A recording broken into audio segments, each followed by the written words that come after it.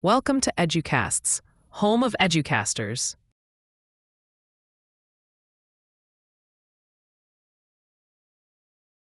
The role of the teacher, the invisible hand. If nature is the teacher, does the human teacher just take a nap? No. Being a naturalist teacher is actually incredibly difficult.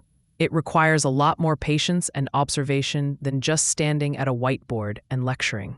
In this philosophy, the teacher is the observer and the setter of the stage. Think of a gardener. A gardener cannot make a tomato plant grow. They can't pull on the stem to make it taller. They can't paint the leaves green. The plant grows itself, driven by its own internal nature. But the gardener is essential.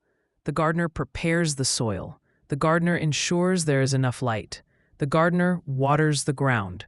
The gardener builds a trellis for the plant to climb on. And the gardener removes the weeds. That is the naturalist teacher. Their job is to create an environment where the child can discover things for themselves. Bad teacher. Class, today I will teach you that water evaporates when it gets hot. Naturalist teacher sets out a bowl of water in the sun and a bowl of water in the shade. Waits. When the child asks, "Hey, why is this bowl empty?" the teacher smiles and says, "I wonder why. What do you think?"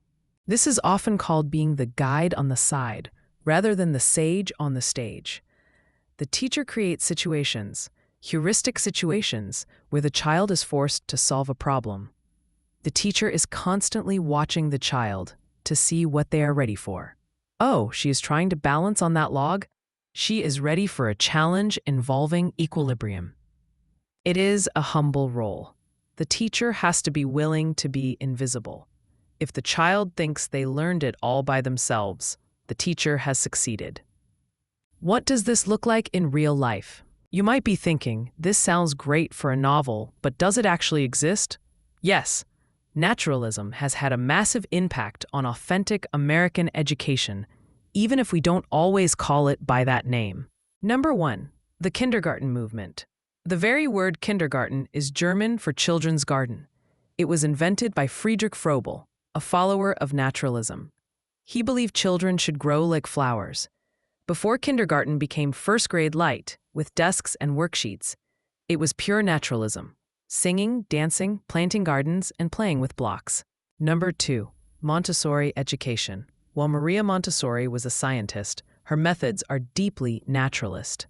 In a Montessori room, you don't see a teacher lecturing. You see children on the floor, working with tactile materials. They are free to move. They choose their work. If a child wants to spend 3 hours washing a table, they wash the table. Why? Because their nature is telling them they need to master motor skills and order. The teacher, guide, watches and only steps in if needed. Number 3, forest schools. This is a growing movement in the US, borrowed from Scandinavia. In a forest school, there is no building. The classroom is the woods. Rain or shine, snow or heat, the kids are outside. They learn math by counting pine cones. They learn engineering by building forts. They learn biology by finding bugs. They learn risk assessment by climbing trees. If a kid gets cold, they learn to dress better next time. Natural consequence. These schools are the purest modern form of naturalism. Number 4, unschooling. This is the radical edge of homeschooling. Unschoolers believe that the curriculum of life is enough. They don't use textbooks or lesson plans at all. They trust that if a child is interested in video games, that interest will lead them to learn reading, to read the menus, math, to calculate stats, and art, to understand the graphics. The parent's job is just to strew the house with interesting books and tools and let the child lead. A great critique. Is nature always good? Now we have to be honest. Naturalism sounds romantic and beautiful. Who doesn't love the idea of a child running free in a meadow? But as an educator, you have to look at the flaws, and naturalism has some big ones. Number 1, the Lord of the Flies problem. Rousseau said God makes all things good. A critic would say, have you met a child? Nature isn't always nice. Nature is also cruel. Nature is survival of the fittest. If you let children completely follow their nature without intervention, they don't always become noble philosophers. Sometimes they become bullies. Sometimes they bite. Civilization exists for a reason. We have spent thousands of years building systems of ethics, law, and politeness that are not natural. Sharing is not natural. Grabbing is natural. Restraint is not natural. Impulse is natural. Critics argue that the job of a school is precisely to tame nature, not to indulge it.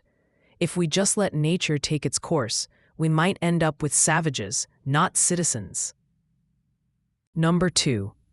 The efficiency problem. Naturalism is incredibly slow.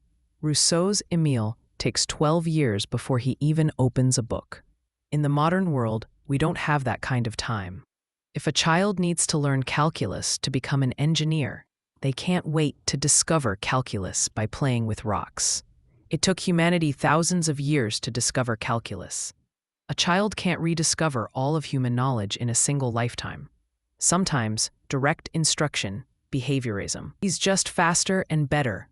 Telling a kid, "Don't touch the stove," is a lot more efficient and safer than letting them get burned. 3. The ivory tower problem. Naturalism works great if you are a rich tutor, like Rousseau, with one student, Emile, living in the countryside. But try doing this with 30 kids in a classroom in downtown Chicago. Naturalism requires space, low student-teacher ratios, and resources that most public schools just don't have. It is often criticized as a philosophy for the privileged. It's easy to say, let them roam the woods, when you have access to safe, private woods. It's harder when the natural environment outside the school is dangerous or paved over. A modern legacy. Why we still need it. Despite these criticisms, naturalism is the necessary antidote to our high-pressure, high-tech world. We live in an era where children are more disconnected from their bodies and the earth than ever before. We have kids who can swipe an iPad before they can tie their shoes. We have teenagers who are anxious, burned out, and sleep-deprived because they are trying to act like machines, processing data, taking tests, and competing for stats. Naturalism reminds us that a child is a biological organism, not a hard drive. It reminds us that play is not a waste of time. Play is the serious work of childhood. It is how nature builds a brain. Readiness matters. You can't force a 4-year-old to read if their brain isn't ready. You just create frustration. We are part of the world. We are not brains in jars. We need sun, dirt, movement, and risk to be healthy humans. You don't have to be a pure naturalist to be a great educator. You don't have to burn all the textbooks and move to a yurt. But an excellent educator injects naturalism into the day whenever they can. It's the teacher who sees that the class is jittery and says, "Okay, put the pencils down. We're going outside for 10 minutes."